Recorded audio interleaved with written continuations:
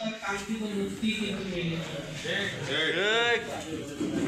দীর্ঘ ৫৩ বছর সাধনা অপেক্ষার পরে ২০২৪ সালের জুলাই বিপ্লবের মাধ্যমে কিন্তু আমরা সেই আমাদের ভাগ্যের পরিবর্তনের একটা স্বপ্ন দেখতে শুরু করেছি।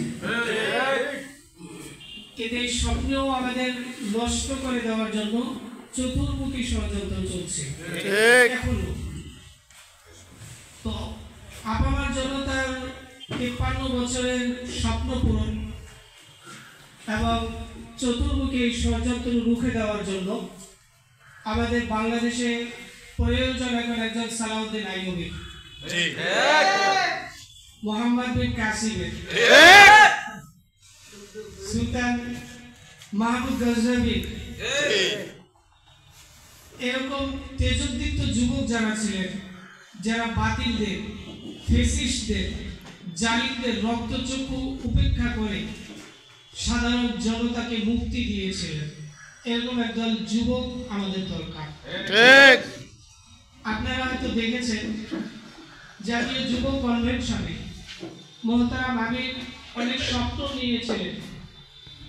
আমরা মাঠ পর্যায়ে, আমরা কেন্দ্রীয় দায়িত্বশীলরা যতটুকু করে থাকি, মাঠ পর্যায়ে আপনাদের ত্যাগ আর কুরবানি ছাড়া কিন্তু আমরা সফল হতে পারবো না। আমরা কিন্তু দেখিয়ে দিয়েছি মোহতারাম আমিরকে যে আপনার ডাকে সুলতান সালাউদ্দিন আইয়ুবী একজন না, লক্ষ লক্ষ। এই প্রস্তুতি আগামী বাংলাদেশ গড়ার জন্য কিন্তু আমাদেরকে নিতে হবে। এবং প্রত্যেকে যুব আন্দোলনের সর্বস্তরে, একেবারে নিম্ন সমর্থক থেকে নিয়ে দায়িত্বশীল পর্যন্ত প্রত্যেককেই মনে করতে হবে যে আগামী বাংলাদেশ সুখী সমৃদ্ধ একটা বাংলাদেশ গড়ার জন্য আমি হব মোহাম্মদ বিন কাসিম। পারবো না ইনশাআল্লাহ? ইনশাআল্লাহ।